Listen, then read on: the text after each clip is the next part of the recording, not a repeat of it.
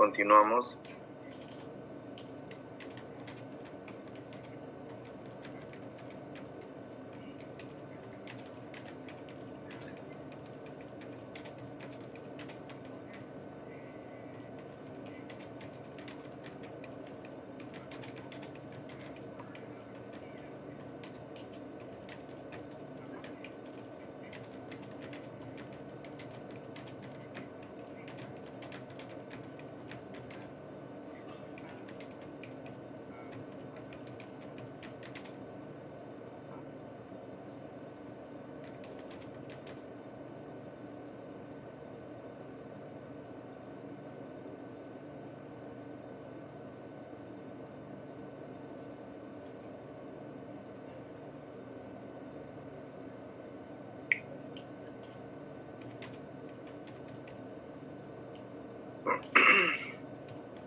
Ya, vamos a retomar.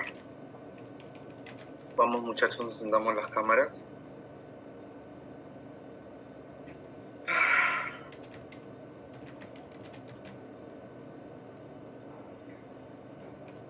He encontrado un video interesante sobre la primera crisis mundial. Voy a tratar de compartirlo a ver si me sale. Dice mejor para video, entonces una pestaña es para video, pero no.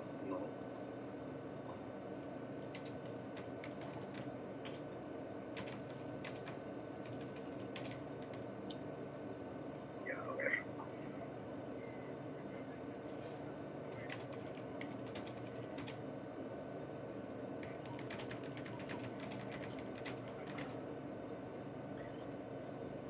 Melis, una consulta, ¿cómo comparto un video? Aquí me sugiere la máquina que lo comparta un link y que con el link ya se abre, pero... con una pestaña. Con una pestaña y el audio se va a escuchar mejor a que ponga toda su pantalla. Entonces, ¿debo tener el video abierto o algo así? O si desea, puede pasar el enlace por acá y lo proyectamos. Ah, ya. Yo le apoyo si desea. Sí, por favor, Melissa, a ver. Igual me confirma si se escucha el audio. Claro. Vamos a ver. Vamos a ver a ver, contarnos.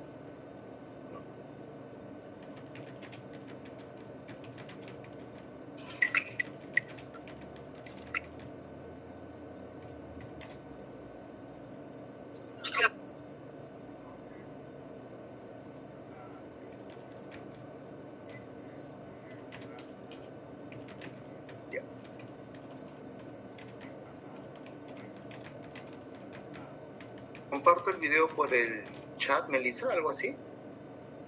Sí, puede dejar el link acá en el chat del Meet. Ya lo acabo de colocar, Melissa. A ver si lo puedes compartir, por favor.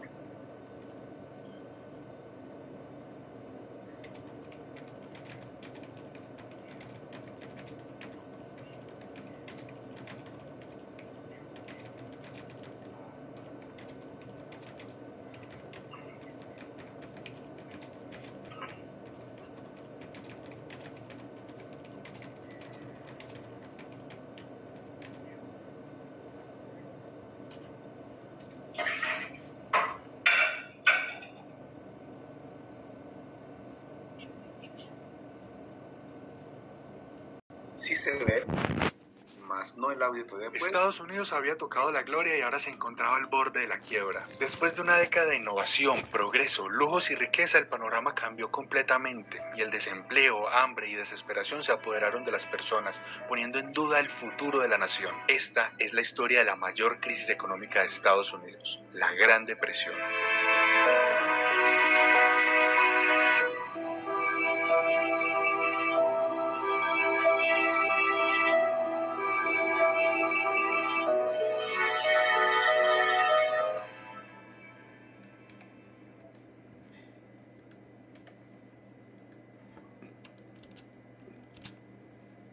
La década de los años 20 fue una época de gran prosperidad y crecimiento económico en Estados Unidos, gracias a las innovaciones tecnológicas que transformaron radicalmente la forma de vida de las personas. La producción en masa permitió el desarrollo de una industria próspera, el pleno empleo y el aumento de la clase media. La aviación y los automóviles revolucionaron el transporte. La radio permitió la creación de los primeros medios de comunicación masiva y la expansión de la red eléctrica mejoró la calidad de vida de las familias. Pero esta prosperidad, natural con los avances tecnológicos, con el periodo de paz que había seguido a la Primera Guerra Mundial y con la posición de Estados Unidos como el principal motor económico del mundo, fue además amplificada gracias a un periodo de bajas tasas de interés y crédito abundante que duró hasta 1927, permitiéndole a las personas gastar mucho más que sus ingresos y endeudarse sin preocuparse gracias a las buenas expectativas del futuro, acelerando aún más el crecimiento de las empresas, aumentando el empleo y provocando un frenesí especulativo, en donde el índice Dow Jones se multiplicó por más de 3 veces en el periodo de 1921 a 1927 y además se formó una burbuja inmobiliaria. Y este auge especulativo solo empeoraría con el tiempo, lo que eventualmente obligaría a la Reserva Federal a intervenir. Como Banco Central de Estados Unidos, la Reserva Federal tiene la responsabilidad de equilibrar la prosperidad económica, que se mide en gran parte a través del empleo, con la estabilidad de los precios. Y comenzaría a subir las tasas de interés como una forma de combatir la burbuja especulativa que se estaba formando en el mercado. Porque desafortunadamente esta época de prosperidad también se convirtió en una época de excesos, en gran medida por el crédito barato y abundante en la economía que provocó que las personas se endeudaran demasiado y la especulación llevara los precios de las acciones a niveles muy alejados de su valor justo, provocando el siguiente capítulo de esta historia.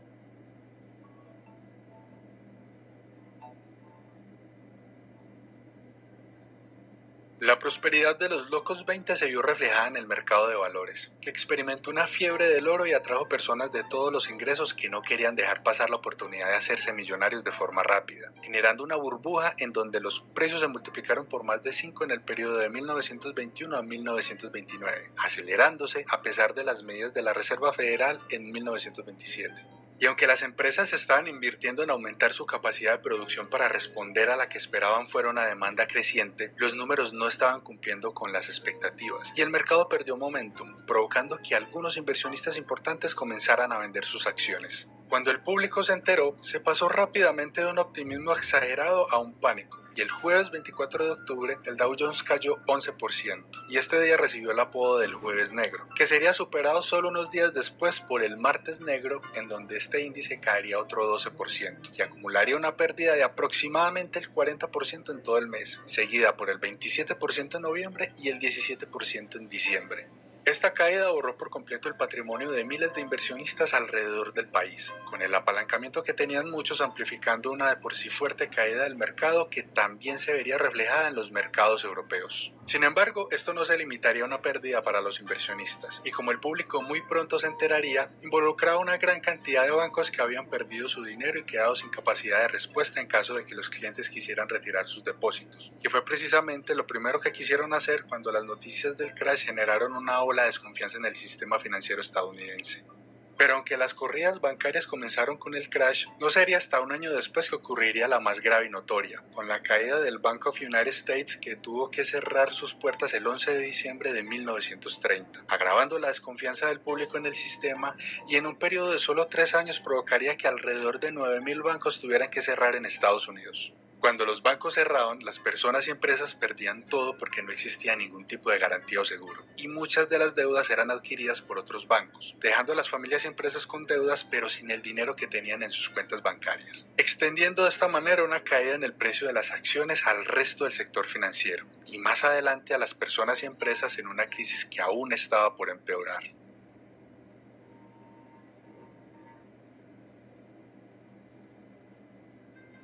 Comenzando en 1931 y como un amplificador de la Gran Depresión, se dio el fenómeno ambiental conocido como Dust Bowl o cuenca de polvo, caracterizado por una sequía severa y una erosión del suelo que afectó principalmente a los estados de Texas, Oklahoma, Colorado, Kansas y Nuevo México. La producción de trigo, maíz y algodón se vio afectada al igual que la ganadería debido a la falta de pasto. Como resultado, miles de familias no pudieron seguir produciendo en sus tierras y se vieron obligadas a abandonarlas para buscar trabajo en otros lugares. Para enfrentar este fenómeno que tenía componentes naturales y humanos, fue necesario implementar programas de conservación del suelo, reforestación de las áreas afectadas, el cambio de cultivos a otros más resistentes a la sequía y sobreexplotación del suelo, así como la promoción de prácticas como la rotación de cultivos. Los efectos de este fenómeno, que alcanzaron su punto máximo en 1934, durarían hasta mediados de la década de 1940, lo que puso una fuerte presión económica extra durante toda la crisis.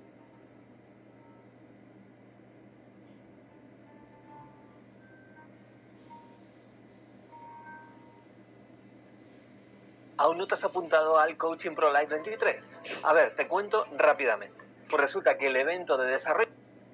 La caída de los bancos que se originaría con el crash de 1929 y con una desconfianza general del público en el sistema financiero provocó que la Reserva Federal tomara una serie de medidas buscando estabilizar el sistema.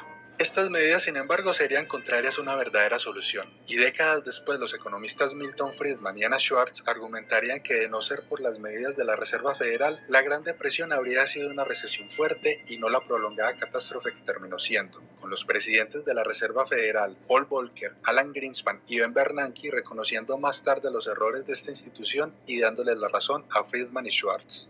El primer error para solucionar esta crisis vendría en 1931, cuando la Reserva Federal tomaría la decisión de subir las tasas de interés de corto plazo que pasaron del 2% al 4% y las de largo plazo que subieron al 5.3%, buscando reducir la especulación y el crédito fácil. Sin embargo, lo que era apropiado para evitar lo que estaba sucediendo no era necesariamente lo apropiado para solucionarlo, y el error de la Reserva Federal no acabaría ahí. Como en esos momentos se usaba el patrón oro, entonces la cantidad de dinero en circulación en la economía dependía de la cantidad de oro en los bancos centrales de cada país, y las transacciones internacionales se liquidaban en oro. Y cuando la demanda de Estados Unidos comenzó a caer y las personas a consumir menos, el país comenzó a importar menos, es decir, enviar menos oro al exterior, pero seguía vendiendo, provocando que la cantidad de oro entrando al país fuera mayor que la que salía. Sin embargo, la Reserva Federal no usó este oro para expandir la cantidad de dinero en circulación, sino que lo usó para darle fortaleza al dólar.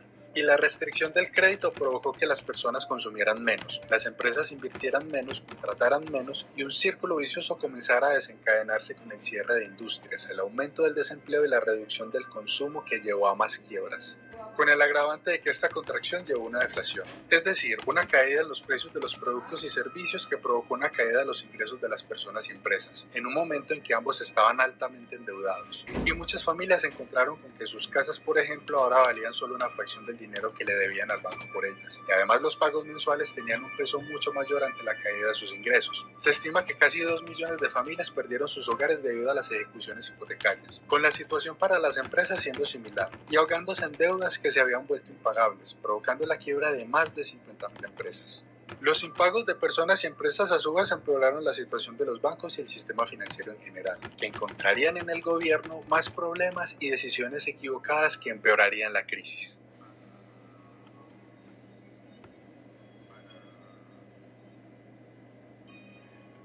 El exitoso empresario Herbert Hoover fue elegido como candidato del Partido Republicano y se convirtió en el 31º presidente de Estados Unidos en noviembre de 1928, tomando posesión del cargo en marzo de 1929. Al inicio, Hoover decidió tomar una posición pasiva respecto a la crisis, al considerar que la intervención del gobierno podría empeorar la situación. Y estaba en lo correcto porque él mismo empeoraría la situación, al implementar la ley de Smoot-Hawley en 1930 con la que estableció aranceles sobre productos importados con el fin de proteger a los agricultores y la industria estadounidense. Una medida que provocó que en respuesta otros países impusieran sus propios aranceles a los productos estadounidenses, afectando el comercio internacional en una medida que se considera ampliamente que exacerbó la crisis. Algo que el país le cobraría en 1932 cuando intentó ser reelegido pero fue derrotado por Franklin Delano Roosevelt, quien con su propuesta del New Deal abogaba por una fuerte intervención por parte del gobierno en contraste con las medidas más ligeras de Hoover. Algo que resonó fuertemente en la población que vivía serias dificultades económicas, y el triunfo de Roosevelt se mantiene como uno de los más aplastantes de la historia, con Hoover ganando solo 6 estados y con los demócratas además ganando las mayorías en el Senado y la Cámara de Representantes. Después de su derrota, Hoover se retiró de la política y se dedicó a la escritura y filantropía. Murió el 20 de octubre de 1964 a los 90 años y pasó a la historia como una figura polémica debido a su controvertido papel durante la Gran Depresión.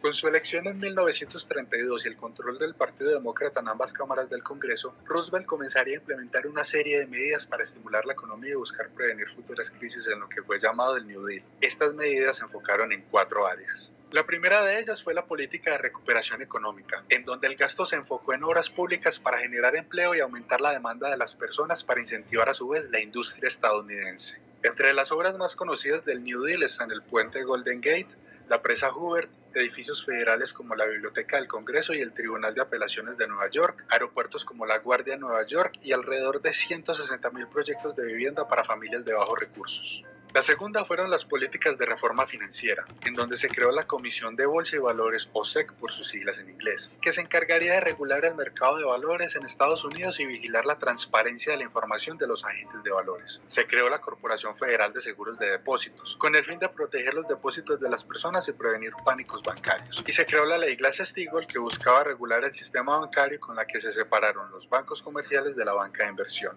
Y se ampliaron los poderes de la Junta de Gobernadores de la Reserva Federal para supervisar y regular el sistema bancario. La tercera área fueron las políticas de protección social, que incluyeron la creación de la seguridad social con un sistema de pensiones para jubilados y discapacitados y la creación del seguro de desempleo, ambos financiados con impuestos a los ingresos de los trabajadores. También se estableció la Administración de Crédito Agrícola, o AAA por sus siglas en inglés, con las que se buscaba limitar la producción de alimentos para aumentar los precios y favorecer a los agricultores. Además, se estableció la Corporación de Crédito Agrícola para proporcionar préstamos a bajo interés a los productores agrícolas.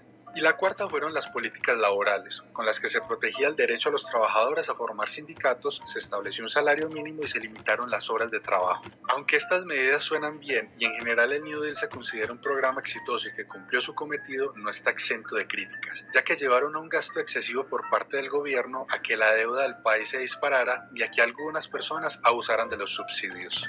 También se le acusa de causar distorsiones y reducir la flexibilidad de la economía para ajustarse y poder superar la crisis, además de desincentivar el emprendimiento por el exceso de regulación, impuestos e intervención del gobierno, resultando en el tiempo prolongado que tomó superar esta crisis.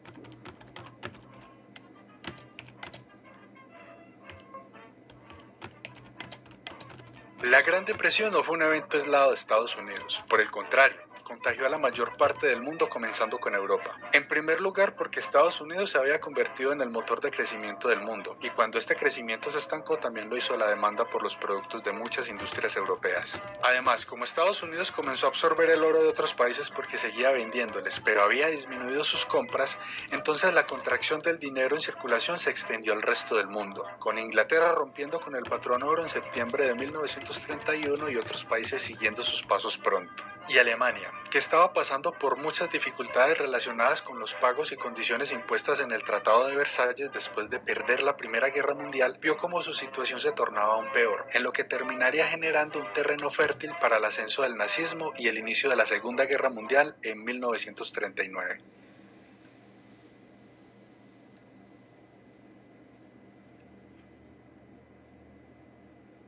Durante la segunda mitad de la década, la economía mostró varias mejoras, con el crecimiento económico volviendo con pocas interrupciones, el desempleo bajando y el optimismo restaurándose poco a poco. Sin embargo, no sería hasta el inicio de la Segunda Guerra Mundial cuando la Gran Depresión llegaría por completo a su fin. Y el boom industrial, el empleo que proporcionó a cerca de 12 millones de estadounidenses de manera directa, y terminar como el único país industrializado no destruido, desencadenaría en un periodo de gran prosperidad para el país y en el inicio de la hegemonía estadounidense.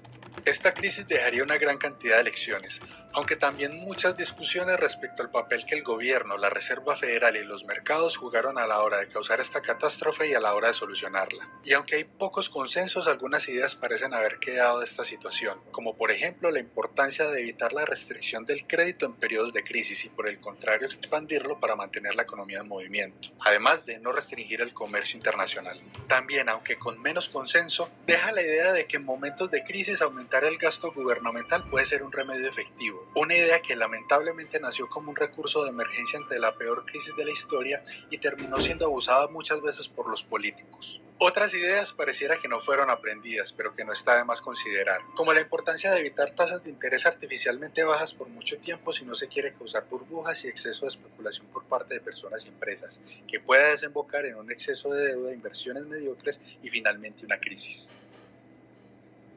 Que para evitar quedar atrapado en ella es necesario aprender las lecciones de los mejores inversionistas y estar preparado apropiadamente. Y para lograrlo, puedes acceder a nuestro club de inversionistas, en donde tendrás acceso de por vida a nuestras clases, informes y comunidad. Te dejaré el link con más información en la descripción. Independientemente de cómo se interprete lo que sucedió durante la Gran Depresión,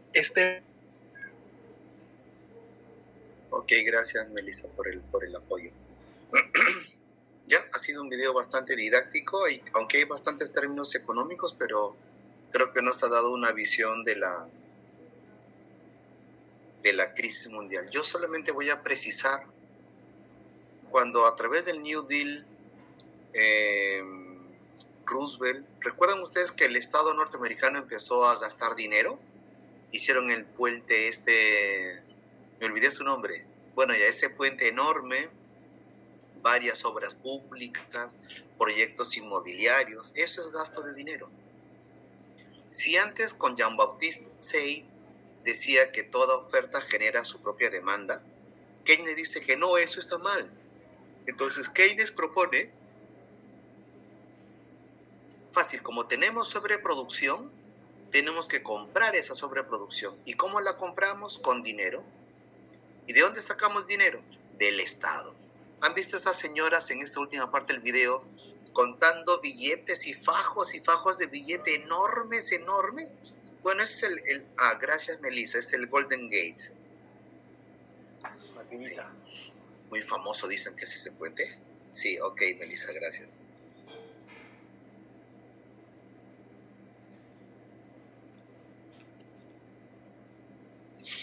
Entonces, lo que Keynes planteaba era gastar dinero y era a través del Estado. Entonces, con Keynes, el Estado tuvo un papel importante frente a la crisis, porque gastando dinero se empieza a comprar el exceso de producción que había provocado la crisis. Por eso que el Estado norteamericano, a través del New Deal que establece Roosevelt, empieza a gastar y gastar y gastar dinero. Pero ya te imaginarás que si tú gastas y gastas y gastas y gastas dinero sin que vaya de la mano con la producción, eso acaba generando otra crisis. Y fue la crisis de la inflación.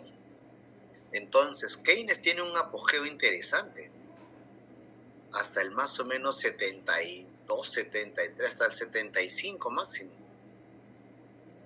Entonces todas las políticas eran keynesianas, pero luego aparece la inflación y Keynes no puede explicar la inflación dentro de su modelo teórico.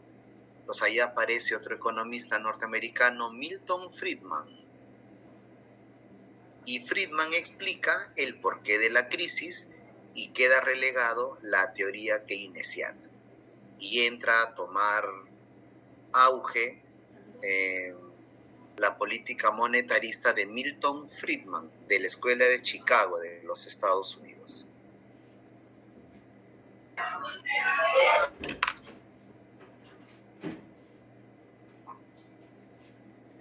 Ya. Ok, entonces este ha sido más o menos una visión genérica de la crisis mundial y el contexto en la cual surge la teoría keynesiana, que es el inicio de la macroeconomía moderna o macroeconomía contemporánea. Entonces, recuerdo que al iniciar la clase les había preguntado y yo había aseverado que Keynes no fue el primero en hacer estudios macroeconómicos.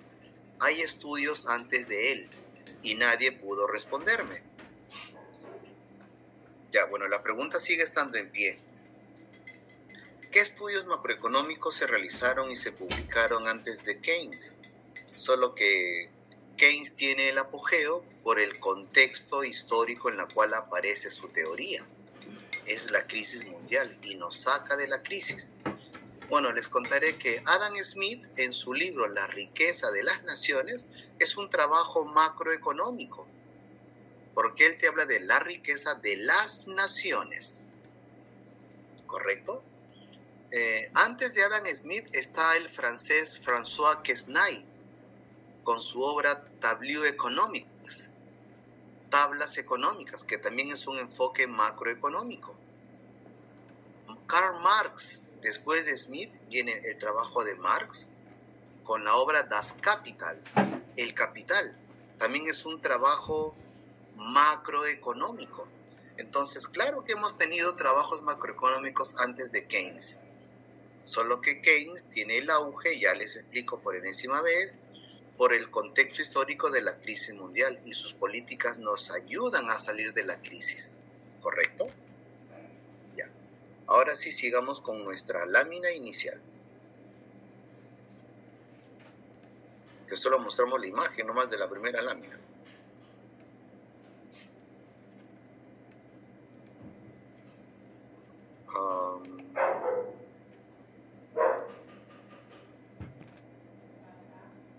Ya. Aquí está. Ya. Aquí. ¿Qué es la macroeconomía? Dice, la macroeconomía estudia la economía en su conjunto. Analiza el nivel general de la actividad económica. La macroeconomía examina el nivel global de la producción, el empleo y precios de un país. A diferencia, la microeconomía se centra en el estudio de precios, cantidades y mercados específicos, mercados individuales. La macro es como un todo. Hubo un compañero que escribió en el chat, usó la expresión agregados económicos. ¿Quién fue el compañero? Sarmiento introdujo el concepto de agregados económicos, ¿correcto? Ya. Sigamos. ¿Cuáles son las variables más importantes dentro de la macroeconomía? ¿Qué estudiaremos dentro de la macroeconomía? Analizaremos el nivel de producción. Y para eso tenemos el PBI o PIB, tenemos el PNB y tenemos el PNN. También tenemos el estudio del tipo de cambio, la balanza de pagos donde se registran todas las transacciones con el exterior. Tenemos las tasas, la tasa de interés y también los niveles de empleo. Macroeconómicamente, dentro de la macroeconomía, pues es macroeconómico el estudio de un país, el Perú. También es macroeconómico el estudio de una región, en este caso Centro y Suramérica. Y también es macroeconómico si estudiamos al mundo entero. Estos tres son ámbitos de la macroeconomía, ¿correcto? Ya. Esta imagen se verá mejor escuchando a una profesora española. Vamos entonces a ver a la profesora española. Yo ahorita les voy a colocar el... allá.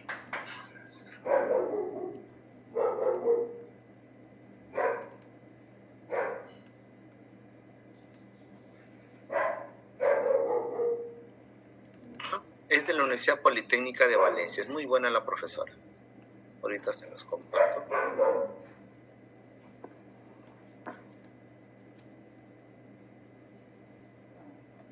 Oh.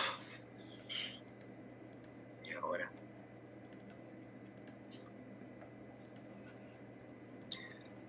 Melissa, ¿me puedes enseñar cómo compartir, porfa? Sí, profe. Ya tiene el enlace en el buscador, ¿verdad? En Google, sí. Ya lo tiene puesto. Ya. Bueno, ahora ya tengo el video abierto, así que el enlace está arribita, la dirección del video, ya. ¿No? Ya. Perfecto. En presentar, tiene que hacerle clic donde hice una pestaña. Y apaga su audio de usted y sí se va a escuchar el audio del video, para que no se haga doble eco. Ah, sí, sí entiendo, pero ¿en qué momento es que utilizo el link del video? Lo que pasa es que sí, lo que pasa es que en presentar tiene que poner una pestaña y ahí le van a salir todas las páginas que están en el buscador en Google, le van a salir todas las pestañas. Es que no está apareciendo. Yo tengo primero que tengo pestaña de Chrome. Si de repente mi problema es ese.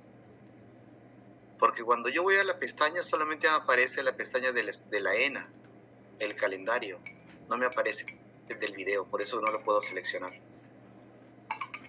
No aparece en mi... Cuando busco la pestaña no aparece mi video. Lo que pasa es que yo tengo dos... salvo que aquí mismo en esta pestaña... Está en diferentes buscadores. Tiene que ser en el mismo donde está la llamada. Ya, claro, ahí está mi problema. Yo tengo Lo que pasa es que con un buscador ingreso a la plataforma de la ENA y con el otro buscador ingreso aquí al Meet. Sí, seré. Es por eso. ¿Quién me manda a hacer eso, bebés? ¿Quién me manda a hacer eso? Ya, vamos a ver aquí.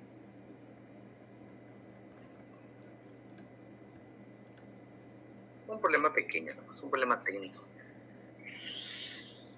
Vídeos.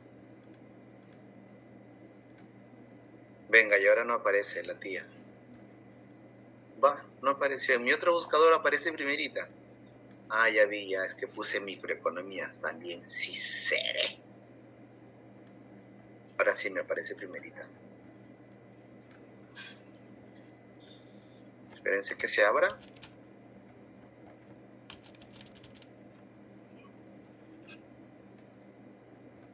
Hola, pero espérate. Sí, profe, y después apaga su audio. Perfecto, perfecto. Va. Ahora. Ah, ya me entendí ya.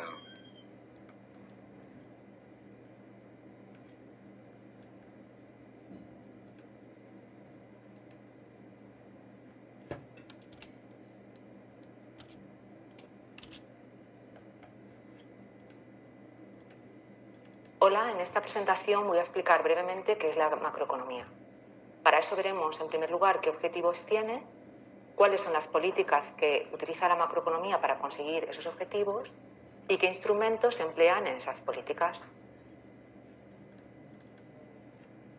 La macroeconomía estudia la economía en su conjunto, es decir, analiza a nivel general de actividad económica.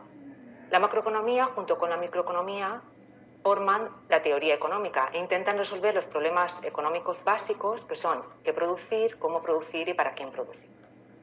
Pero son diferentes. La macroeconomía examina el nivel global de producción, empleo y precios de un país y la microeconomía se centra en el estudio de precios, cantidades y mercado. Por ejemplo, la macroeconomía estudiaría cómo el precio de petróleo influye sobre la inflación y sobre la actividad económica del país, y la microeconomía estudiaría cómo un cártel se puede poner de acuerdo para fijar los precios del petróleo. Aquí vemos cuáles son los objetivos de la macroeconomía. Los objetivos principales son el crecimiento, el desempleo y la inflación. Y otros objetivos que también son importantes, como se ha visto en los últimos tiempos, son el déficit público, el déficit exterior y la deuda pública. Pero en esta presentación nos centraremos en los tres primeros, que son los más importantes. El crecimiento se mide a través de la producción. Una variable que tenemos para medir la producción es el PIB, o Producto Interior Bruto, que es el valor de mercado de todos los bienes y servicios finales que van al consumidor final, producidos en el interior de las fronteras de un país durante un año. Y se puede medir de dos formas. Se puede medir el PIB nominal cuando se mide a precios corrientes, es decir, cuando se mide con los precios del año en el que estamos haciendo la medida del PIB, y el PIB real cuando se toman los precios de un año base. Por ejemplo, si quisiéramos medir el PIB de 2013 y utilizáramos los precios del 2013, ese sería el PIB nominal. Pero si cogemos el precio de un año base, por ejemplo, los precios del 2000, es decir, cantidades producidas durante el 2013 y precios del 2000, ese sería el PIB real. Para analizar la evolución de la producción y el crecimiento se utiliza el PIB real, porque se eliminan los efectos que tiene la inflación. Otro objetivo muy importante de la macroeconomía es conseguir que el empleo sea elevado o que la tasa de desempleo sea baja. La tasa de desempleo se mide con la siguiente fórmula. Sería NA, que es la población activa, que es la población en edad de trabajar que busca activamente trabajo. N sería el número de ocupados y la diferencia, lógicamente, sería el número de personas desempleadas partido por la población activa. Y se puede medir de dos formas. En España se mide de dos formas. Mediante el paro registrado, que son las personas que acuden a apuntarse a las listas del INEM, pero que tienen que tener la voluntad de registrarse. Hay personas que desisten y que no se apuntan. Y por eso también se realiza la encuesta de población activa, o EPA, que la realiza el INE cada cuatrimestre, también para medir el paro. Otro objetivo importante sería la estabilidad de precios. Lo que se persigue es que las variaciones de precios no produzcan distorsiones en el comportamiento de los individuos y de las empresas y, por lo tanto, de la economía de un país. El indicador más frecuente es el IPC, el índice de precios al consumo, que mide cómo varía el coste de una cesta de bienes, que es representativa de los consumidores urbanos de españoles. Este índice lo calcula también, lo elabora el INE mensualmente. Y denominamos inflación a las variaciones del IPC de un periodo a otro, de un mes a otro o de un año a otro. La macroeconomía lo que tratará es que la inflación sea baja. ¿Qué políticas utiliza la macroeconomía para conseguir estos objetivos? Pues aquí tenemos la política monetaria, la política fiscal, la política cambiaria. Las tres tratan de modificar la demanda agregada, la demanda, y luego las políticas de oferta. En la presentación solamente voy a explicar la política fiscal y la política monetaria. La política fiscal la lleva a cabo el Gobierno y lo que trata es de alterar los objetivos macroeconómicos utilizando unos instrumentos que son el gasto público, los impuestos o las transferencias. El gasto público engloba todas las compras de bienes y servicios y la inversión que realiza el sector público. O sea, englobaría, por ejemplo, los sueldos de los funcionarios o trabajadores públicos y también la inversión en carreteras, en hospitales. Si el sector público aumenta el gasto, aumenta la cantidad de bienes y servicios que compra, aumentará la demanda, las empresas aumentarán la producción, aumentará el PIB. Si aumenta el PIB, conseguiremos que haya más trabajadores y que disminuya la tasa de paro. Y por otro lado, si aumenta la demanda, también va a aumentar la inflación. Las transferencias, que son las ayudas que da el sector público a las familias y que no tienen contraprestación, por ejemplo, la prestación por desempleo o una beca de estudios, provocan efectos similares. Y los impuestos, que es otro instrumento, afectan a la renta de los individuos. Si el sector público decide aumentar los impuestos, se reduce la renta que tienen los individuos, disminuye la cantidad que pueden gastar en bienes y servicios y disminuirá el PIB. Otra política, que también es una política que actúa sobre la demanda, es la política monetaria. Esta política la lleva a cabo el Banco Central, en nuestro ámbito el Banco Central Europeo, y lo que hace es modificar el tipo de interés. O sea, el instrumento de esta política sería el tipo de interés. Si baja el tipo de interés, las empresas tendrán más aliciente para aumentar la inversión, aumentará la demanda, las empresas aumentarán el PIB, y si aumenta el PIB, aumentará la cantidad de personas empleadas, disminuirá la tasa de paro. Y por otro lado, si aumenta la demanda, también aumenta la inflación. Gracias por vuestra atención.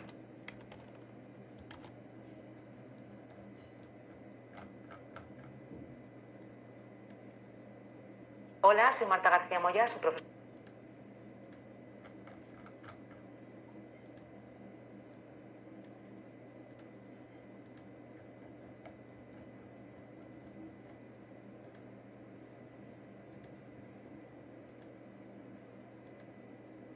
Profesor, disculpe, su audio está apagado. Gracias, Marde. Y yo que estaba dando mi análisis económico y todo y nadie me ha escuchado. Hasta que se me ha pegado el acento, tío. Pero bueno, ya. Eso es lo que pasa por Vale. Ya. Bueno, el video de la profesora es muy didáctico. Vamos a ver la imagen que lo tenemos en mi lámina. Vaya, ahora no está mi lámina. Por aquí.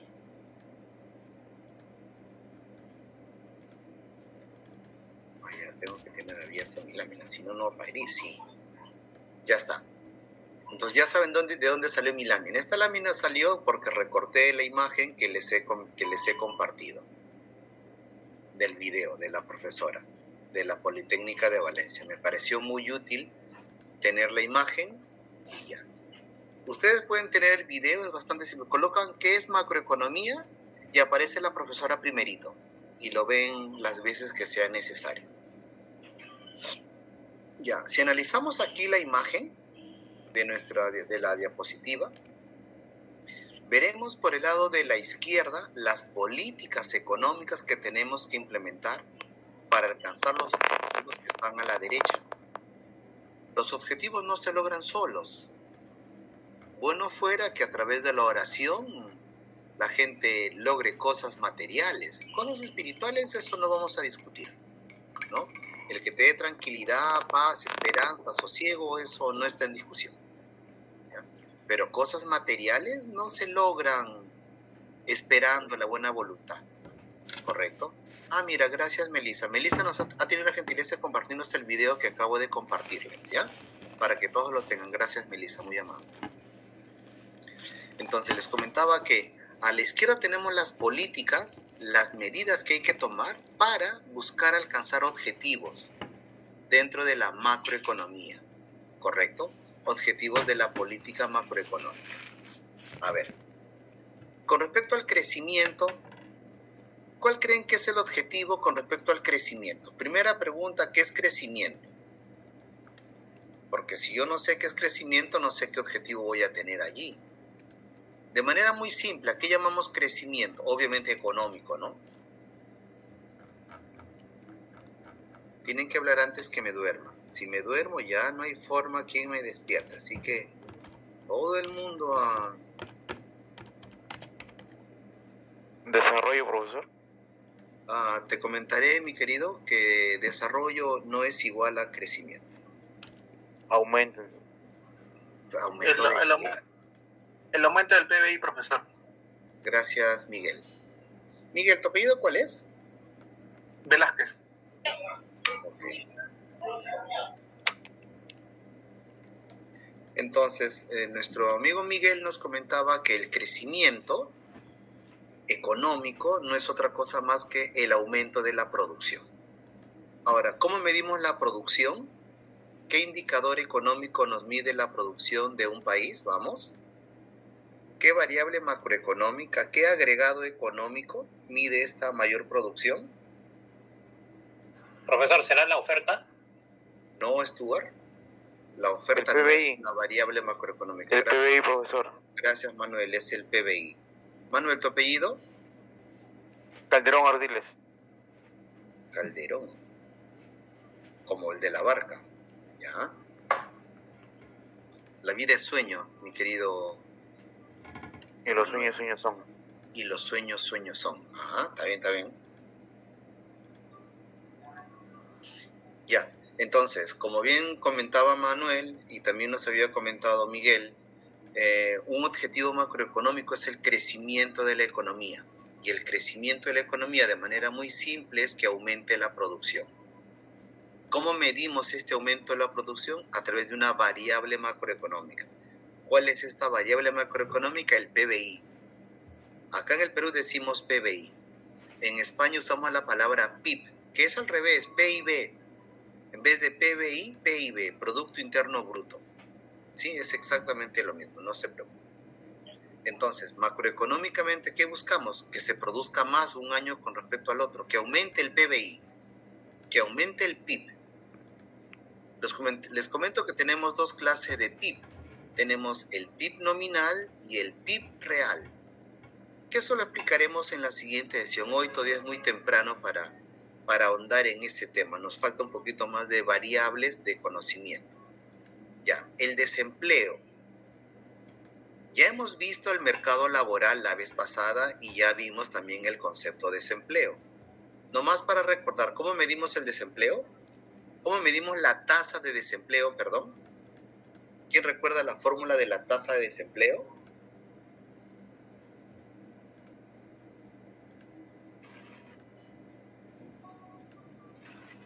Vamos, profesor, disculpe. Dime, Alan. Profesor, disculpe, es la cantidad de personas aptas para trabajar, la diferencia de las personas aptas para trabajar entre las personas que están trabajando, ¿no? ¿Eso viene a ser la tasa de desempleo? Cuando dices la diferencia... O que están solicitando trabajo, mejor dicho, profesor. No me queda clara la fórmula, Alan. Porque si es diferencia, tiene que ser dos variables, pero luego usaste la palabra entre. No, claro, entonces, la diferencia de las personas que están aptas para trabajar y las que están ya trabajando. La diferencia entre las dos variables. ¿Sobre qué? Sobre el total, profesor, de personas. ¿Sobre qué total? De la población, profesor. No es de la población. Ya, a ver, ¿alguien tenía...? Bueno, Melissa ya lo escribió. Ya. Gracias.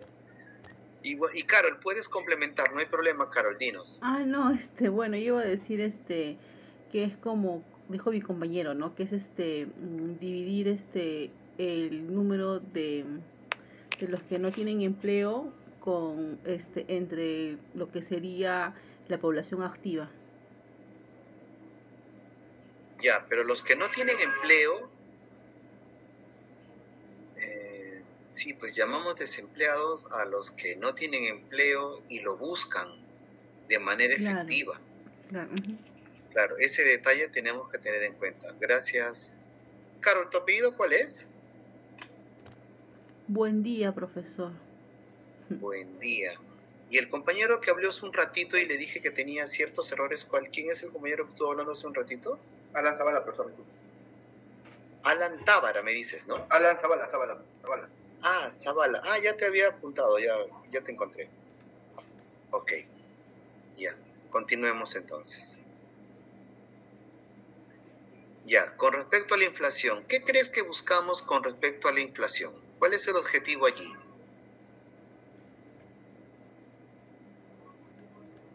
Vamos, ¿cuál es el objetivo en relación a la inflación? Que no incremente, profesor. Que no se incremente la inflación. Que la inflación se controle, o si ya está elevada, que se reduzca. Miguel, ¿tu apellido cuál es? Calderón, ¿no? Velázquez, profesor. Velázquez, ok, lo siento. Ya.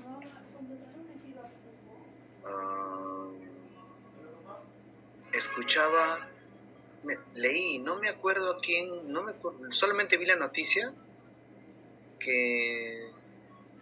Ah, ya me acordé. Un ex ministro de Trabajo, Jorge González Izquierdo, un economista, había planteado que tenemos inflación durante los 2 últimos años, me parece haber leído. No entré en detalle, pero me parece que él hace un comentario técnico, pero con un matiz político, porque si la inflación... Primero que todas las economías tienen inflación, todas sin excepción. Entonces, decir que el Perú tiene inflación hace 2 años me parece un tanto alarmante cuando en la práctica no es tan cierta. Depende de qué tasa de inflación estemos hablando. Si hablamos de una tasa suicida, como la tasa aprista en el primer gobierno, nos queda claro que fue una desgracia total, característico del aprismo, ¿no? Pero decir ahora que tenemos 2 años de inflación me parece un tanto faltar a la verdad, porque genera una expectativa negativa. ¿Pueden, por favor, buscar cuál fue la tasa de inflación del año pasado? Profesor, disculpe, una consulta. Dime, César. Entonces, ¿cómo se previene la inflación entonces? Bueno, más que prevenir la inflación, bueno, lo que pasa es que tenemos causas de la inflación. Entonces, por ejemplo, un ejemplo personal solo para que se den cuenta. Yo cuando tomo cosas heladas, mi garganta a los días se irrita y se inflama y me arde, me duele y dejo de dictar. Entonces yo ya sé qué cosa me provoca mis infecciones en mi garganta. Entonces, ¿qué hago? No tomo muchas cosas heladas. Si voy a tomar, por decir, bueno, cerveza no tomo así nomás, tendría que tomar cerveza en vacaciones, porque durante el año trabajo, entonces tomo cerveza, al día siguiente mi garganta amanece, ¿no?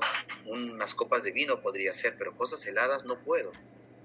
Entonces es muy simple. Igual pasa con la inflación. Tenemos causas definidas por la teoría y avalado por la experiencia, que qué cosa genera inflación. Entonces no es muy difícil el saber qué cosa provoca inflación. No me acuerdo quién me hizo la pregunta, lo siento. Como no aparece aquí. ¿Quién fue el que me hizo la pregunta de la inflación ahorita? Profesor César Campos. César. ¿Y cuál es el objetivo, César, de preguntar eso de la inflación? Me perdí. Bueno, porque para mí el objetivo de inflación es, las políticas monetarias, creo, ¿no? Más, ¿no? Ya te entendí, César. A través de las políticas monetarias, mi querido César, podemos lograr bajar o controlar la inflación. Esa es la mecánica, César. A través de la política monetaria que la controla Otra pregunta para todos. ¿Quién controla la política monetaria? El Banco Central de Reserva del Perú. El Banco Central de Reserva. Lo dijo tanto Víctor como Miguel. Víctor, tú comentaste muy bajo el sonido, ¿no? Me pareció. No, profesor, lo que pasa es que siempre dando también preferencia a mis compañeros para que hablen, profesor, para que no tengan los puntos necesarios, profesor. Gracias. Miguel, ¿tu apellido cuál es? Solamente he apuntado apellidos, yo acá veo nombres, eso es lo malo. Velázquez, profesor. Oh, ya, Velázquez, ok. Profesor, Ya, ahí en la web del Banco Central sale que el último año la inflación es de 8,46%. Sí, justo acá acá varios escribieron. Zaval escribió el 8,46, que obviamente todo el mundo escribió lo mismo. Ángeles también escribió 8,46. Natalia, no sé qué fuente habrá cogido, pero ella cayó al 7,82, lo cual no es cierto, Natalia. Tienes que ver. Natalia, ¿cuál fue tu fuente? Ah, bueno, y luego más abajo Natalia coloca, perdón, el 8 fue el más alto, estuvo 26 años, según la INEM. No es el INEM, mi querida Natalia, es el INEI. El INEM ya aparece más en el Instituto Nacional de Neoplásicas, es otra cosa. Es INEI, mi querida Natalia. No, profe, disculpe. disculpe. No, se me fue la tecla, sorry. No hay problema. Profesor, disculpe, a mí me parece 8,56 y la fuente, según COMEX Perú, señala que INEI en un informe técnico justamente señala que a nivel nacional es 8,56 y en Lima es 8,46%, Lima metropolitana. Ah, mira, qué interesante dato. Gracias por la presión. Jorge, ¿tu apellido cuál es? Sarmiento, profesor. Jorge Sarmiento. Ah, ya, fuiste uno de los primeros. Gracias. Ya está, entonces parece que Jorge tiene el último detalle. Entonces, el 8,46 es la tasa de inflación para Lima metropolitana. Mientras que, Jorge, repite por favor la última tasa que viste. A nivel nacional, 8,56 y a nivel de Lima metropolitana, 8,46, según COMEX Perú. Claro, pero COMEX ha citado al INEI, ¿cierto? COMEX se basa en el informe técnico del INEI, el que publicó entre enero y 2022. Denme un segundo, muchachos, por favor.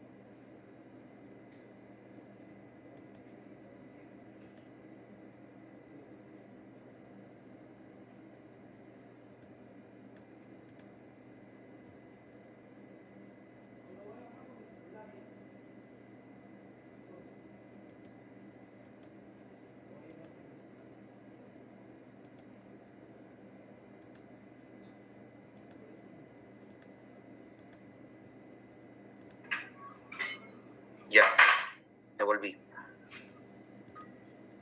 Lo siento, me entró una llamada de mi tío que hace 8.000 años no conversaba con él y no podía negarme a su llamada. Ya, ok. Bueno, gracias al compañero que nos dio una lección de cómo buscar correctamente el dato. ¿Ya? No confundamos a Lima Metropolitana con toda la economía nacional. Ya está, entonces.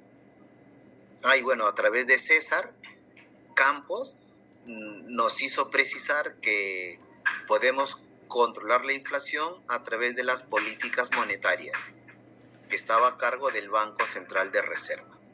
¿Sí? Y así seguimos mirando el esquema gráfico que tenemos. Estamos trabajando la columna de la derecha. Abajo tenemos déficit público. ¿Quién me explica qué es el déficit público? Vamos.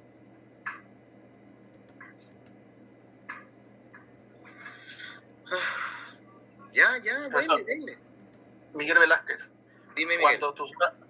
Cuando tus gastos son mayores a tus ingresos. ¿Estás hablando a nivel familiar, Miguel? No, me refiero a nivel nacional, ¿no? Cuando tus ingresos por la producción anual con respecto a un país es mayor a tu gasto público. Ya, recién le atinaste en el concepto, Miguel. Ahora sí. Entonces, tenemos déficit público, Miguel, cuando el gasto público es mayor al ingreso público, a la recaudación tributaria, ¿correcto? Sí. Y ahí tenemos déficit público. ¿Ustedes qué creen? Nuestra economía es una economía pequeña, ¿no? En vías de desarrollo, de un país subdesarrollado. Pregunta, ¿creen que tenemos superávit fiscal todos los años o tenemos déficit fiscal todos los años? ¿Qué creen? No olviden que el video que es un video español. Claro, la teoría sigue estando allí, pero no pensarás que es lo mismo los objetivos macroeconómicos en España que en el Perú. Entonces, mi pregunta es clara. ¿Tenemos déficit público? ¿Es algo característico en nosotros? ¿Es algo atípico? ¿Siempre se ha dado? ¿Y a cuánto asciende?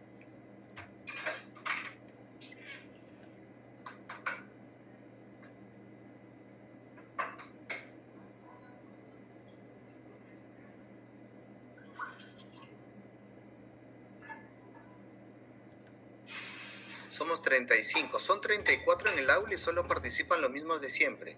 Y el resto de estudiantes, ¿cómo les voy a colocar nota? Bueno, claro que les puedo colocar nota, pero van a tener menos nota frente al resto de compañeros que participan más activamente.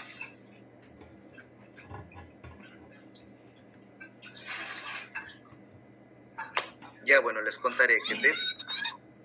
Natalia, ¿vas a comentar algo? ¿Tu audio se prendió? No, sí, profesor, pasa que volvería a hacer la pregunta, por favor. Sí, preguntaba con respecto al déficit público en el Perú. ¿Tenemos déficit público? ¿Es muy usual o es inusual el déficit público? ¿Y a cuánto asciende? Esa era la consulta. Mira, Gladys Lescano ha encontrado que nuestro déficit es cercano a 1.32% del PBI.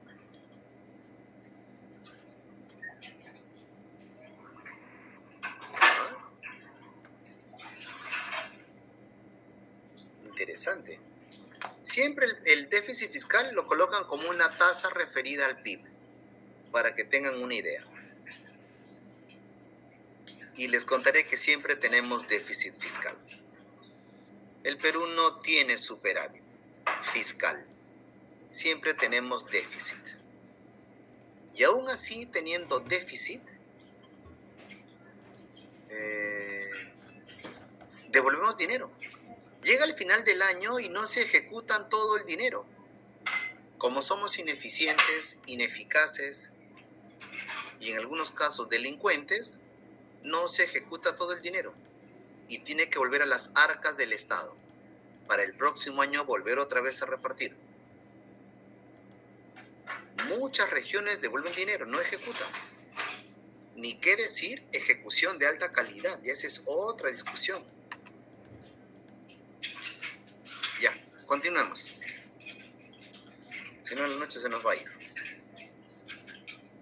Déficit exterior es parecido, ya dejen que yo le explico. Eso es cuando las exportaciones son menores a las importaciones.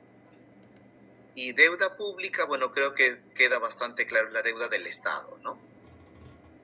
La deuda contraída, ya sea por el gobierno central o ya sea a través de las regiones, municipalidades, todo es deuda nacional. Y tenemos políticas para alcanzar objetivos como la política monetaria a cargo del Banco Central, la política fiscal, la política cambiaria también está en manos del Banco Central. Ya son las tres principales, política monetaria y política cambiaria a manos del BCR. Pero la política fiscal no le expliqué porque quería preguntar, ¿quién está a cargo de la política fiscal en el Perú? El MEF, profesor. Gracias, Melissa, es el MEF. Melissa, ¿tu apellido cuál es? Lo siento. Ángeles. Voy a tener que apuntar ahora con nombres, ya me di cuenta, ya no funciona con apellido, porque yo los veo a ustedes y todos salen con nombre, no salen con apellido. Yo pregunto el apellido y por costumbre busco apellido. Hay dos Víctor. Ah, no, como los he apuntado. Hay dos Miguel y dos Víctor, profesor. Sí, pero como justo les pregunto el apellido, ya con eso no hay forma. Por eso no coloco nombres, porque sé que hay varios repetidos. Por eso ya con apellidos no hay forma como me confundo. Ya, sigamos entonces. Entonces, de manera genérica debemos entender que el Estado, el gobierno, a través del uso del poder, hace uso de los instrumentos económicos para alcanzar objetivos económicos a nivel de la macroeconomía. Y las principales políticas son la política monetaria, la política fiscal y la política cambiaria. Y lo que buscamos con estas políticas, con estas medidas, es incidir, 1, en el mayor crecimiento de la economía, 2, en la reducción de la tasa de desempleo, 3, en la reducción de las tasas de inflación. Es lo principal que buscamos a nivel macroeconómico. Hay una foto interesante ahora. Cada vez que digo cosas, se me vienen cosas a la cabeza y ahora les busco lo que quiero. A ver,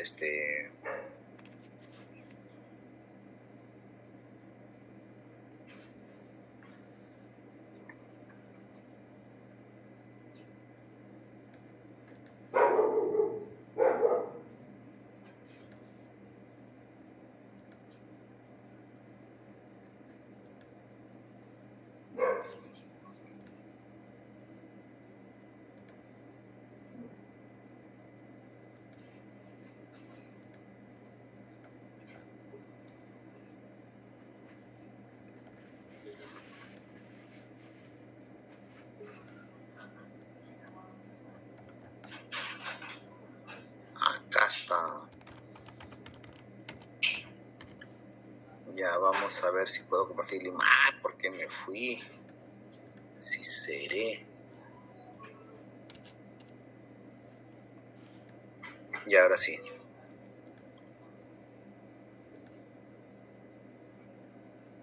No, ahora no aparece.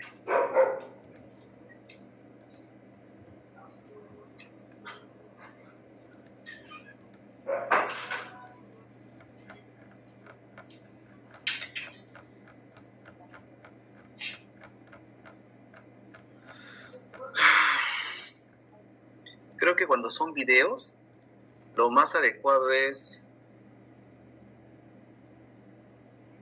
tener el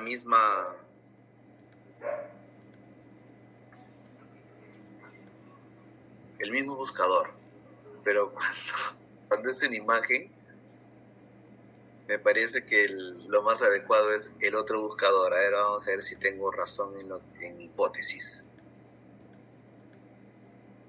Tengo razón en mi hipótesis. ¿O puede poner, profesor, compartir toda la pantalla? Ya, pero como te digo, era correcta mi hipótesis. Cuando son imágenes, ya, ¿ven la imagen que estoy mostrando? Sí, profesor. Ahí está el señor Velarde. Correcto. De 45.000 soles. Correcto. El único que se merece ese sueldo. Ya creo que tiene 3 o 4 periodos consecutivos, es el mejor técnico que tenemos en economía. Ya, a ver, miren la foto. La foto que tenemos aquí en gestión, la que estoy marcando con mi cursor. ¿Sí? ¿La ven todos? ¿Sí? Ya. Tenemos a la cabeza de la mesa el presidente de la República. Aunque es una foto desfasada, pero me interesa porque ilustra lo que quiero mostrar. Tenemos al presidente de la República, que era ingeniero, no sé qué ingeniero, creo que civil de la UNI. Sí, civil de la UNI. Sí, gracias. Y tenemos a 2 mentes brillantes a su derecha, ambos de la misma universidad. Es la universidad que produce ministros de economía por excelencia. Eso ya es una fama que nadie le va a quitar. Nos referimos a la Universidad del Pacífico. Tiene un alto nivel académico en economía. Entonces aquí tenemos a Julio Velarde, y este era nuestro ministro Carlos, no me acuerdo el apellido de Carlos. Bueno, ya, en fin.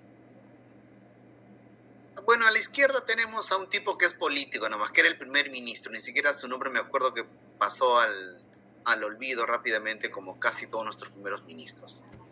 Entonces, de la foto acá me interesa que todo el mundo observe quiénes son las mentes brillantes con respecto a la economía. No es el presidente de la República, no es el primer ministro. Nos queda claro que es el ministro de Economía y el presidente del directorio del Banco Central de Reservas. Eso tienen que tenerlo bien, bien claro, ¿no?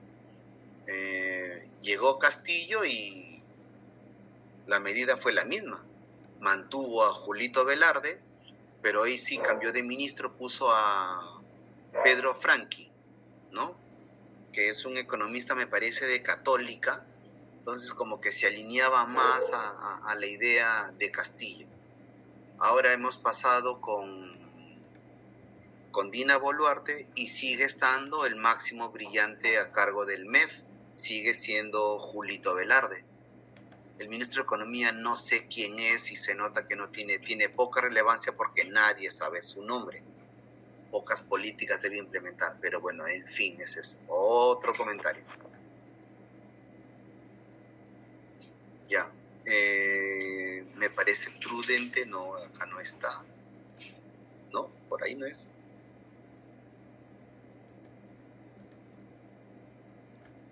Ya, necesito pasar la asistencia antes que se nos vaya la noche. Asistencia de estudiantes. Ver cursos. Economía. Presten atención a la lista porque no los veo, por favor, ¿sí? Ups. Ya. Bueno, Marden sí está. Patrick Agurto. Presente, profesor. Buenas noches. Buenas noches. Michelle Anchelia. Presente, profesor. Buenas noches. Bueno, Melissa Ángeles sí está. Stuart Aparicio. Presente, profesor. Ok. Víctor Atúncar. Buenas noches, profesor. Presente. ¿Cómo está? Víctor Beldi sí está. Carol, buen día. Presente, profesor. Buenas noches. Ok, Carol, buenas noches. Manuel Calderón. Presente, profesor. Buenas noches. Ok. Roberto Calla. Profesor, buenas noches. Presente. ¿Cómo está, Roberto? César Campos. Buenas noches, profesor. Presente. ¿Cómo está? Pedro Capistrano. Buenas noches, profesor. Presente. Miguel Córdoba. Buenas noches, profesor. Presente. Nelly Espino. Buenas noches, profesor. Presente. ¿Cómo estás, Nelly? Buenas noches. Rocío Gutiérrez. Buenas noches, profesor. Presente. John Guamaní. Buenas noches, profesor. Presente. Gladys Lescano. Presente. Gladys, sí. Bueno, Gladys igual participó, así que sí la tengo aquí registrada. No. Te escucho a lo lejos, Gladys. Yael Mirano. Presente, profesor. Buenas noches. Catherine Muñoz. Buenas noches, profesor. Presente. ¿Cómo estás? Juan Manuel Obando. Buenas noches, profesor. Presente. Jonathan Pajuelo. Presente, profesor. Buenas noches. Buenas noches. Ana Sofía Paredes. Buenas noches, profesor. Presente. Gerson Parodi. Presente, profesor. Buenas noches. Pascual Ramos. Profesor, buenas noches. Presente. ¿Cómo están? Jorge Antonio Sarmiento. Presente, profesor. Buenas noches. Luis Antonio Simón.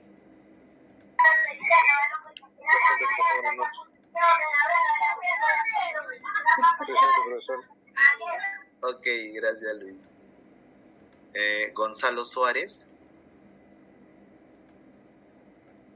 Falto Gonzalo Suárez. Kiara Tirado. Profesor Gonzalo acaba de decir presente. Gracias, muy amable. Kiara Tirado. Parece que está falto Kiara. Miguel Velázquez. Buenas noches, profesor. Presente. ¿Cómo estás? Alan Zavala. Profesor, buenas noches, presente. ¿Cómo estás? Natalia Sea, ¿sí está? Sí, profe. Y Roxana Zuni. Parece que no está. Ya, llamaré otra vez por si acaso se desconectaron o algo por el estilo. Profe, disculpe, Roxana levantó su manito. Ah, ok, gracias, muy amable. Gracias, gracias. Lo que pasa es que no los veo. Cuando pongo la lista, aparece la lista y no hay forma como ver, ni siquiera sé quién me habla o algo por el estilo. Ya, ok. Kiara Leticia Tirado Zavala no está. Y es la única. Ya, voy a grabar, ¿eh? Ah, no, me falta colocar el tema, lo siento. Macroeconomía. Ahora sí, guardar. Sí. Ok, ya se registró. Ya, volvemos otra vez. Todavía tenemos tiempo para seguir avanzando. Vamos a compartir nuestra lámina. Que desapareció, les cuento por qué desapareció mi lámina. ¿Cómo podemos saber? Compartir otra vez. Y ya apareció mi lámina. Ya, ok.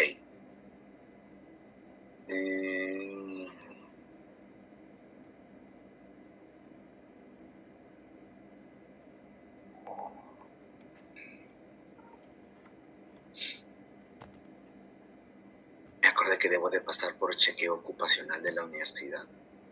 6 de la mañana han citado para pruebas de sangre y todo lo demás. Oh, estoy muerto.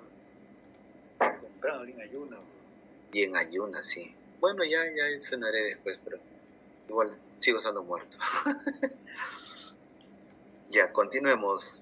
A ver, siguiente lámina. Ah, mira. Bueno, aquí solamente para precisar algunas ideas centrales que debe quedar claro. El único capaz de diseñar e implementar las políticas económicas es el gobierno. Es quien tiene el poder. Nadie más puede diseñar e implementar políticas económicas. Es quien está en el gobierno. Y a través de instrumentos económicos es que podemos alcanzar objetivos. ¿Correcto? Cuando Fidel Castro llega al poder en La Habana, en Cuba, al él tener el poder, nombra al Che Guevara como ministro de Economía. Y estos diseñan, aunque el Che Guevara neófito completo en el Ministerio de Economía, pero me imagino que cegado por el poder, no sé si la ambición o el querer ser reconocido, en fin, llevaron a un desastre las principales medidas económicas que se implementaron. ¿No? Me parece desde un punto de vista inicial, el objetivo correcto de la revolución, desde un primer punto de vista, liberarnos del yugo dominante de la prostitución, de los casinos, del cabaret que Estados Unidos había colocado en la puerta trasera de la isla o a través de la isla, donde se comercializaba licor prohibido y todo era una desgracia total. Me parece sí interesante esa parte de la revolución, el inicio del por qué se dio. Pero de ahí a lo que hemos llegado hoy en la revolución cubana es una desgracia total. Yo tengo una alumna cubana que está conmigo aquí en el curso de gestión logística Y participando, yo le digo, ya, pues Yania, entonces nos invitarás pues un desayuno cubano, le digo a Yania. Y Yania me cuenta, profesor, si quiere un desayuno cubano, entonces no le voy a invitar nada, me dice. Porque en Cuba hay días que no desayunamos. Entonces yo le digo, bueno, Yania, entonces será un almuerzo, pues Yania. O una cena, le digo yo. Entonces Yania me dice, profesor, o bien almorzamos o bien cenamos, me dice, no alcanza para 2 comidas. Entonces mira el nivel en la cual la gente se encuentra allá en La Habana. Ya no seguí preguntando a Yania porque ya era bastante incómodo, pero tenemos una mirada diferente a lo que realmente pasa en La Habana, ¿no? Yo siempre he sido muy partidario de las ideas socialistas, sí, siempre fue así, mucho más de mi formación que pasé por San Marcos, pero bueno, la realidad definitivamente es otra, ¿no? En fin, ya. Entonces quería hacer referencia a que es importante tener el poder, porque con el poder es que puedes implementar políticas económicas, ya sea para lograr cambios positivos o lastimosamente también para cambios totalmente negativos y nefastos. Y se nos acabó la lámina.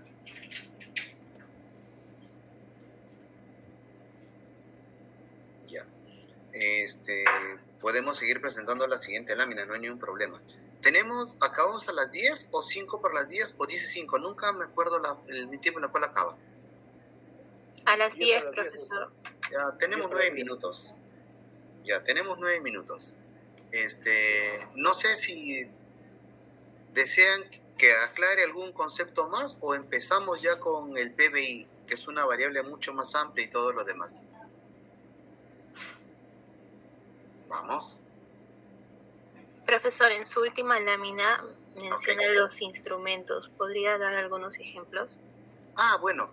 En la lámina anterior a esa, Melissa, vimos el video de la profesora española. Tenemos instrumentos de política monetaria, instrumentos de política cambiaria e instrumentos de política fiscal. Ahora. ¿A eso se refiere o no? Sí, a esos. Ahora, pero esos son de título, Melissa. Dentro de cada uno de esos hay instrumentos como tal, o sea, hay herramientas ya precisas. Es como te digo, bueno, tenemos que cocinar, tenemos que planchar, tenemos que pintar. Ya, pero dentro de cocinar hay herramientas muy precisas. Entonces, dentro de la política fiscal hay instrumentos muy precisos. Dentro de la política monetaria hay instrumentos precisos. ¿Sí? Ya, eso sí podemos precisar. Y sería interesante que tomemos apuntes. Aunque luego lo iremos viendo, pero igual sería importante verlo. Vamos dando puntuación y así participamos en estos últimos minutos. Con respecto a la política fiscal que está a cargo del Ministerio de Economía y Finanzas, el MEF, tenemos 2 principales instrumentos. Vamos, ¿cuáles son los instrumentos que todo Ministerio de Economía puede utilizar para lograr sus objetivos dentro del área fiscal? Vamos. Quien participe solo cite uno para que le deje pase a otro compañero y cite el otro instrumento, por favor.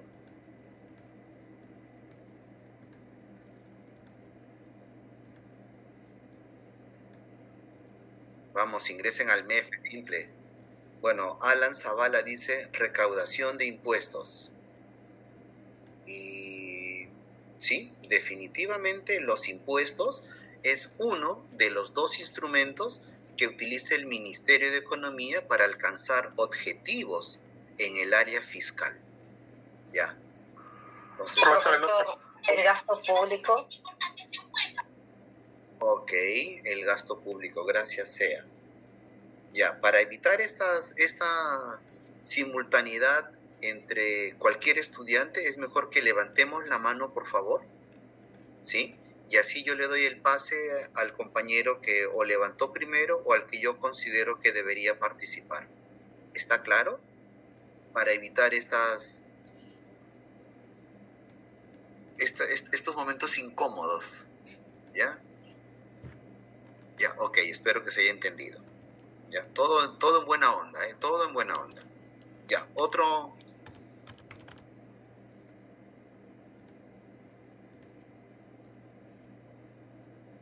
Natalia, ¿qué fue lo que dijiste? Me perdí. En esta observación mi cerebro se blanqueó, lo siento.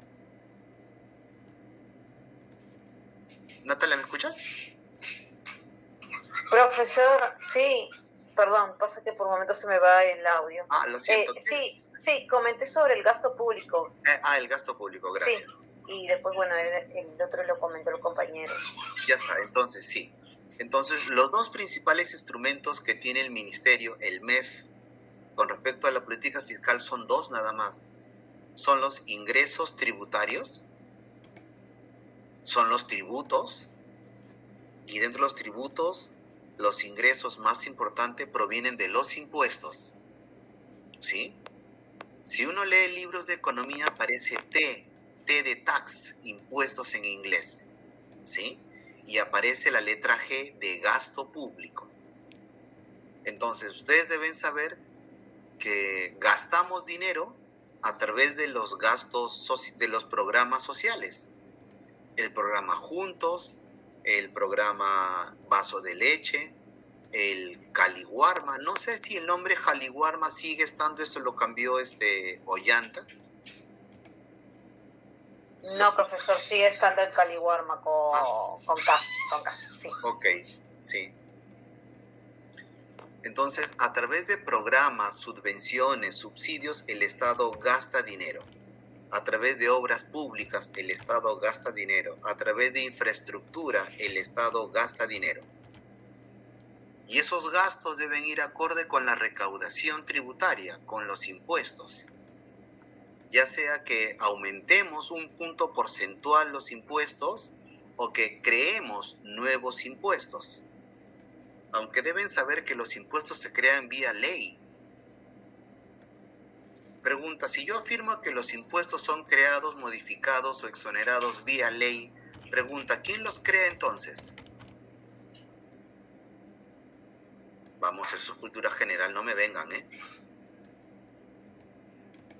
¿El Congreso? El Congreso, gracias Manuel. Manuel, ¿tu apellido? Calderón Ardiles. ¿Es diferente el otro Calderón? No es único. Ya. Calderón Ardiles, ya me acordé. Justo te iba a hacer el comentario. Teníamos un jugador en el Deportivo Municipal, se llamaba Ardiles. Por eso que me acordé de él. Ya, ok, gracias Calderón.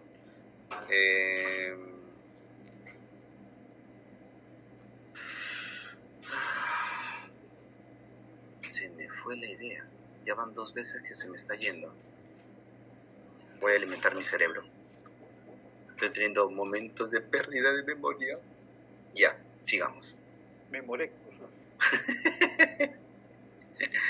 Ya es la hora, profe, el cansancio, sí, los análisis de mañana. De la mañana, profesor, bajaría 5 en punto de su casa, profesor, de Caraballo. No estoy en Caraballo, Víctor. A Caraballo voy los fines de semana, sábados o domingos. Estoy aquí en San Martín, por Javish. Por Javish, profesor. Frente a la uni, profesor. No tan cerca de la usted para la municipalidad. Sí, más para la municipalidad. A la espalda de la municipalidad, por ahí cerca. Ya. Rematemos que a uno nos quedan 2 minutos. Entonces, ya con eso cerramos la política fiscal, Melissa. Los impuestos y el gasto público. Con respecto a la política monetaria, hay 3 herramientas muy, muy técnicas, que eso espero explicarlo cuando hagamos inflación. Pero solo para mencionar, el Estado, Julito Velarde, suele utilizar la tasa de encaje legal, las operaciones de mercado abierto y la tasa de redescuento. Son muy técnicas estas herramientas. No se preocupen, no las voy a explicar, tampoco espero que lo entiendan por ahora. Luego les explicaré con el debido tiempo y lo van a entender. Pero solo les comentaba que estas están dentro de la política monetaria. Y en la política cambiaria únicamente está el tipo de cambio, el precio del dólar. Ustedes saben que el dólar ha estado cayendo, ¿cierto? Sí, pero no baja. ¿Perdón? Sí, está cayendo, pero no bajan los precios, todo. Hay se mantiene, pues, ¿no?, la ecuanimidad de que no baja los precios, pero se mantiene el dólar, ¿no?, estabilizado por Julio Velarde, que maneja estrategia económica. Correcto. Si Julio siempre me llama, Juan Carlos, ¿qué te parece? Sí, Julio, está bien. Entonces ya lanza pues la medida monetaria. Les estaba comentando que el dólar está cayendo gradualmente y para evitar que siga cayendo, porque eso tiene efectos en la economía, el Banco Central sale al mercado a comprar y compra millones y millones de dólares en cuestión de segundos. ¿Para qué creen que compramos dólares? Si compramos se llama demanda. Pregunta, Miguel, dime. Compra para estabilizar la baja y cuando hay un cambio también vende para lograr cuando que dices, no sea de brusco. Miguel, cuando dices estabilizar, tradúcelo para que se te entienda, por favor. Sí, para que el cambio de dólar a soles no sea tan brusco, ¿no? Se mantenga estabilizado. No, por ahí no va la idea. El BCR compra dólares porque a mayor demanda, mayor precio. Mayor precio. Por lo tanto, miren la idea, si el dólar empieza a caer, yo debo frenar su caída. ¿Cómo la freno? Comprando para tratar de empujarla hacia arriba. Esa es la dinámica. Y cuando el dólar sube demasiado, ¿qué hace el BCR? Sale a vender para evitar que siga subiendo. Porque si yo vendo, eso se llama oferta. Y a mayor oferta el precio cae. Ya hemos explicado oferta y demanda. Deben manejar la oferta y demanda al pie y al derecho. ¿Correcto? Es una herramienta muy importante. Aunque sea teórica, nos permite un razonamiento bastante básico. Ya está. Son 10:01 de la noche. Hemos aprovechado al máximo nuestro tiempo. Como debe de ser. Bueno, enciendan las cámaras para nuestra despedida nocturna, como siempre, como debe de ser. Entonces yo estoy con la cámara prendida todo momento. Ah, sí. Gracias, profe. Igual Bastante que dinámica César, la clase. Melissa, Gerson y muchos. Gracias. Se les agradece a todos por su participación. Gracias por estar en clase. Cuídense mucho y que la salud nos acompañe mucho tiempo todavía. Ok, profesor. Buenas noches. Hola, profesor. Buenas noches. César, cuídense todos. Gracias. Bendiciones para todos. Cuídense mucho, muchachos. Cuídense bastante, por favor.